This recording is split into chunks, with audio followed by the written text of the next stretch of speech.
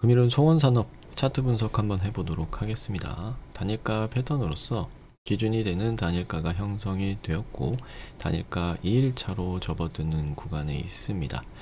분할 매수 구간으로 일단 접어든 상태가 되겠고 단일가가 총 3거래일 정도가 유지가 되고 난 이후에 주가가 크게 움직이지 않으면 단일가가 해제되면서 다시 급등을 하는 그런 이제 패턴으로 흘러갈 가능성이 있는 차트 흐름이 나올 것으로 예상이 되고요.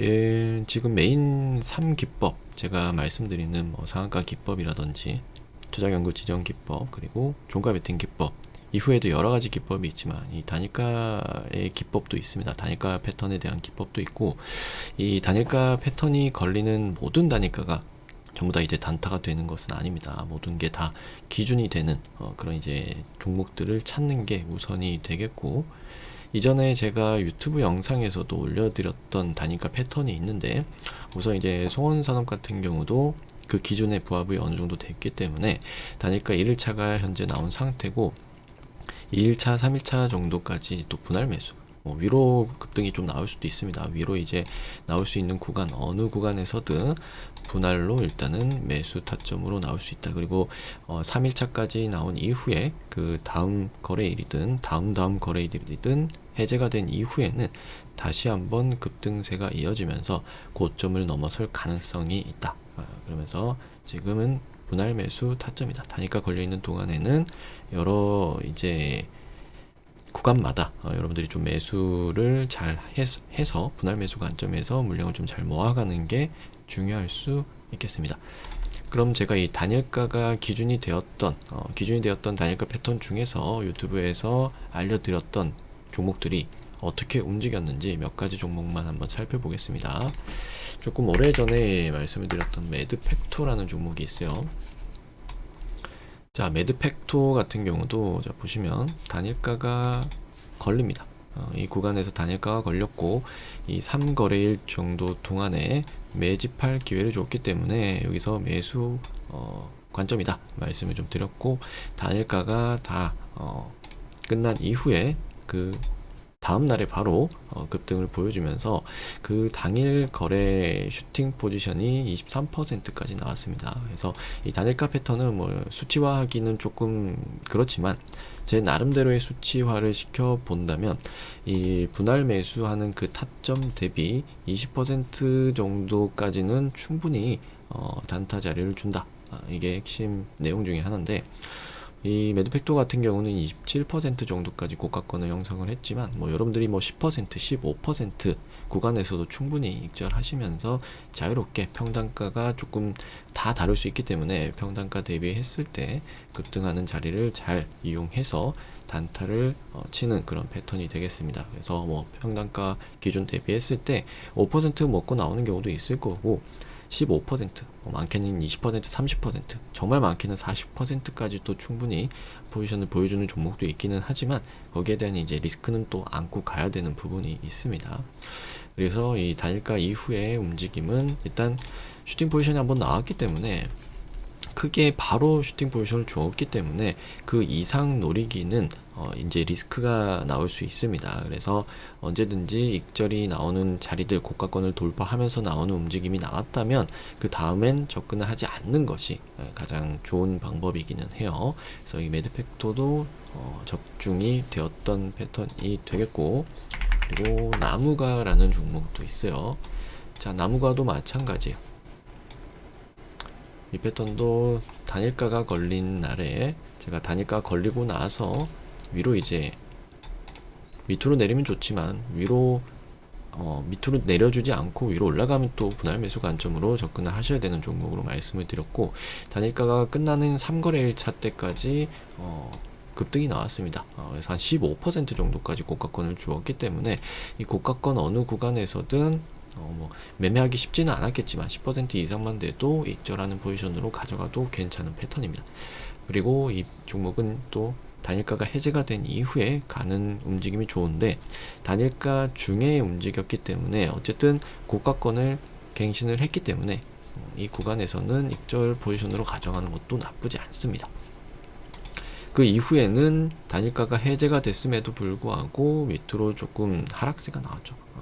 그래서 여기서 한번 이 갭자리, 뜬금없는 갭자리를 메꾼 이후에 다시 추가적으로 고가권을 돌파해 주면서 재돌파가 나온 자리입니다.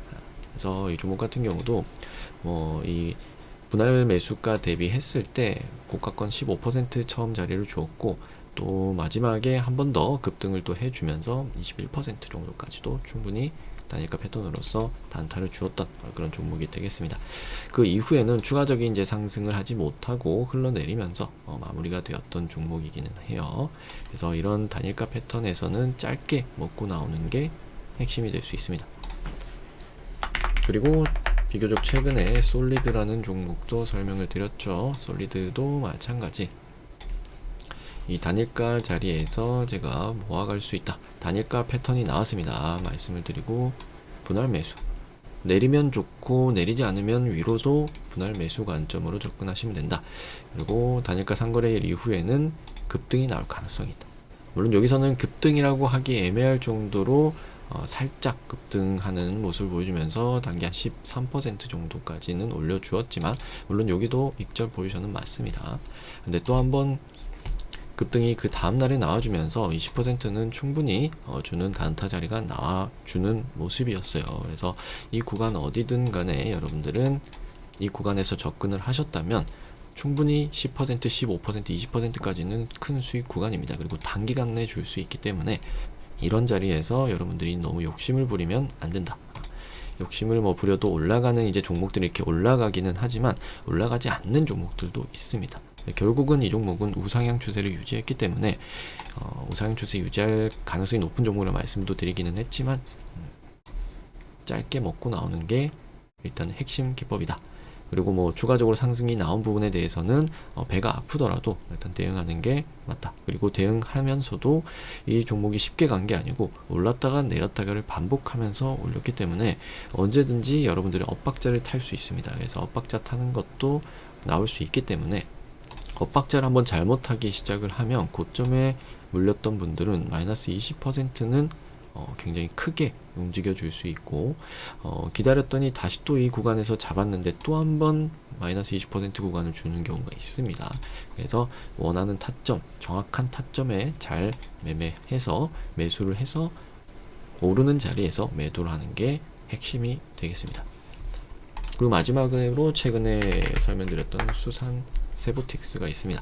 수산 세보틱스 같은 경우도 마찬가지 단일가가 걸린 패턴이 나왔고, 제가 단일가 패턴 나오자마자 분할로 접근하면 괜찮다.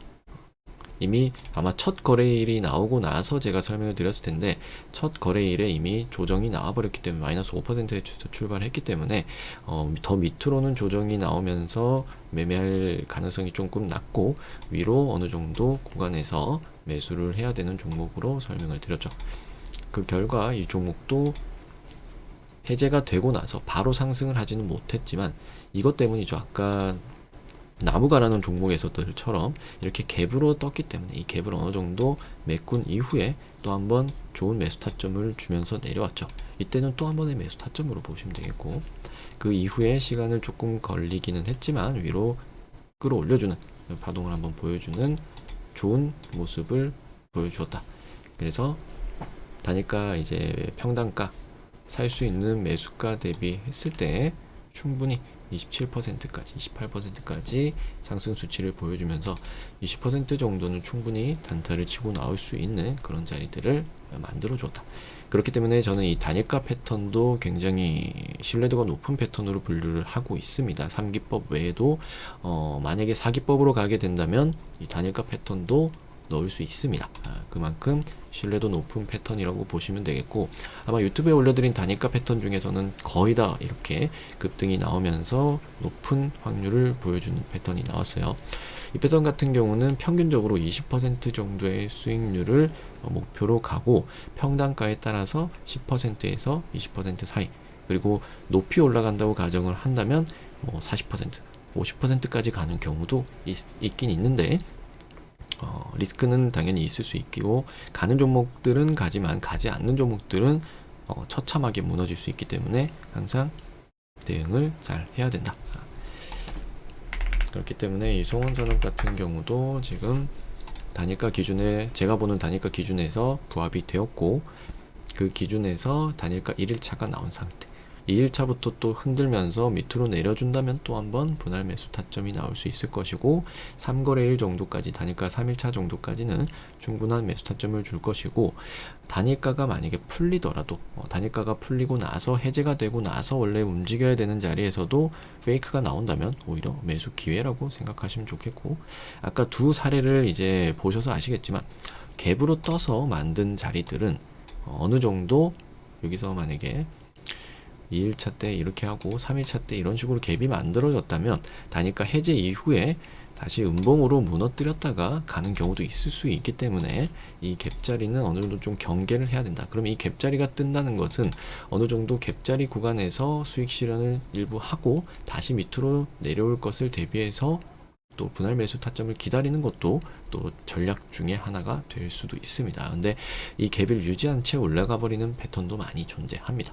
그렇기 때문에 평단가는 분할 매수를 통해서 좋은 가격대에 유리한 조건으로 눌러줄 때마다 매수를 잘 하셔가지고 실질적인 단일가 해제 이후에 종목이 어떻게 되는지 살펴보시면 되겠고, 그럼 이 종목의 이제 기준가는 일단 15,800원대, 15,800원 부근을 기준으로 해서 한 20% 정도를 보면 될 것 같은데, 그래서 목표가는 이전 저항대가 있는 고점 부근에 2만원 가까이 되는 금액대, 2만원을 조금 더 넘어서는 슈팅이 나올 수 있는데, 이 가격 대비 25% 정도의 수치가 됩니다. 그런데 이 구간에서 절반 되는 자리나 이런 구간에서 순차적으로 익절을 하시면 괜찮은 타점으로서 나오는 단일가 패턴이 나올 수 있으니까 이 종목도 한번 보시면서 대응을 잘 한번 해보시고 어떻게 흘러갔는지도 한번 살펴보고, 다음에 또 차트 분석 그리고 결과 분석을 통해서 한번 찾아뵐 수 있도록 하겠습니다.